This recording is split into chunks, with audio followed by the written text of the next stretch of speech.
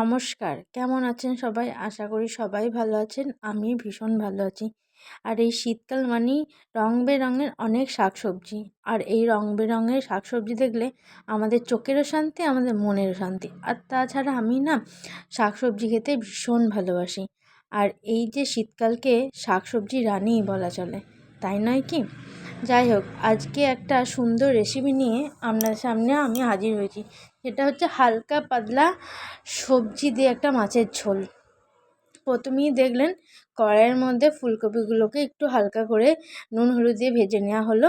আর এই যে টাটকা মাছ নিয়ে আসা হয়েছে, যে মাছটা ভেজে নেওয়া হলো এবং কড়াইয়ের মধ্যে অল্প একটু তেল দেওয়া হয়েছে, কারণ হালকা পাতলা করা হচ্ছে। আর তার মধ্যে একটু পাঁচ ফোড়ন দিয়ে তার মধ্যে দেওয়া হলো পেঁয়াজ কুচি।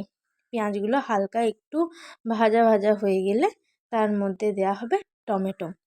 আপনাদের কেমন লাগছে এই সমস্ত শাকসবজি রান্নার রেসিপিটা অবশ্যই জানাবেন যেন কমেন্ট বক্সে। আর আমি শাকসবজি খেতে ভীষণ ভালোবাসি, অয়েলি ফুড খুব একটা ভালোবাসি না।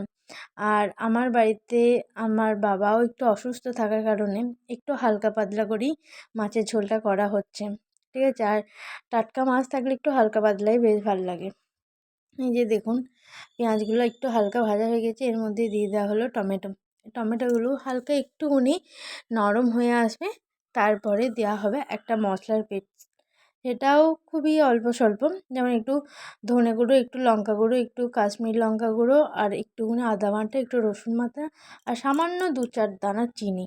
এটা একটা মিক্সিং করে নেওয়া হয়েছে এবং এইটা এরপর মশলাটাকে একটু জল দিয়ে পেস্ট করে নিয়ে এটা কড়াইয়ের মধ্যে ঢেলে দেওয়া হবে এবং তারপর খুব সুন্দর করে এটাকে কষানো হবে এবং কষিয়ে তারপরে এর মধ্যে দিয়ে দেওয়া হবে আলু আর গাজরগুলো। আলু আর গাজরটা কিন্তু সিদ্ধ করা নেই, জাস্ট এই মশলার সঙ্গেই কষানো হবে। আপনারা দেখতে থাকুন।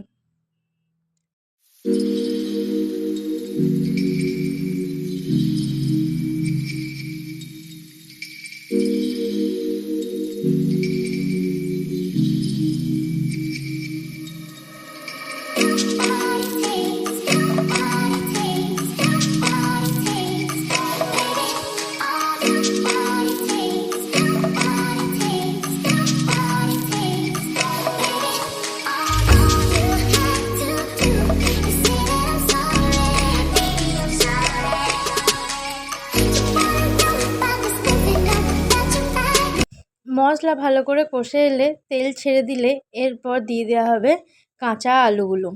এগুলো কিন্তু ভাজা বা সিদ্ধ করা আলু নয়। তো এরপর মশলার সঙ্গে আলুগুলোকেও ভালো করে ভেজে নিতে হবে, মানে কষিয়ে নিতে হবে। যখন দেখা যাবে যে মশলাটা একটু কষে আসছে, তখন এর ওপর থেকে দিয়ে দেওয়া হবে গাজরগুলো। আপনারা দেখতে থাকুন।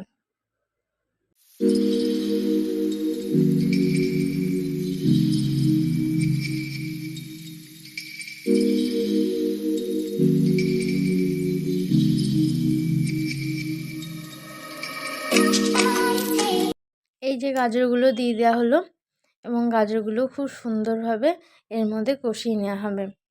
তারপরে এরপর এর ওপরে জল ঢেলে দেওয়া হবে আলু আর গাজরগুলো সিদ্ধ হওয়ার জন্য। ফুলকপিগুলো কিন্তু এখন দেওয়া হবে না, কারণ ফুলকপিগুলো অলরেডি নুন হলুদ দিয়ে ভাজাই আছে এবং বেশি আগে থেকে দিয়ে দিলে ফুলকপিগুলো ঘেঁটে যাবে। আমি আবার তরকারিতে খুব একটা ফুলকপি ঘেঁটে গেলে ভালো লাগে না, একটু মানে ফুলকপিটাও ভালো আস্ত আস্ত থাকবে, সেরকম বেশ ঝোলটা খেতে বেশ ভালো লাগে।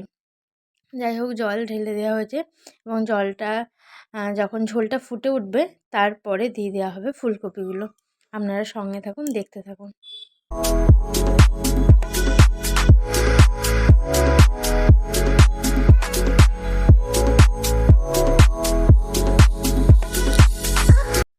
ঝোলটা ফুটে উঠেছে, দেখতেই পাচ্ছেন। এরপর দিয়ে দেওয়া হলো ফুলকপিগুলো। আর ফুলকপিগুলো একটু যখন সিদ্ধ হয়ে আসবে, একদম শেষ মুহূর্তে দিয়ে দেওয়া হবে মাছগুলো।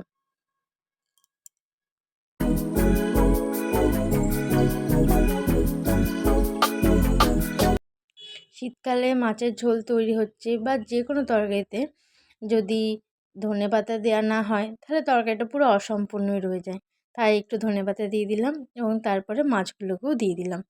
এবার মাছের সঙ্গে ভালো করে ঝোলটা ফুটে এলে এর ওপর থেকে 2-1টা কাঁচা লঙ্কা দিয়ে ব্যাস, এরপর ঝোলটা ফুটে এলেই নামিয়ে দেবো। আমি কিন্তু এই সবজির ঝোলটায় কোনো রকমের মিট মশলা বা গরম মশলা ইউজ করিনি, কারণ এই হালকা পাতলা মাছের ঝোলটাই আমার ভালো লাগে। আপনাদের কেমন লাগলো অবশ্যই কমেন্ট বক্সে জানাবেন। ভালো থাকবেন, ধন্যবাদ।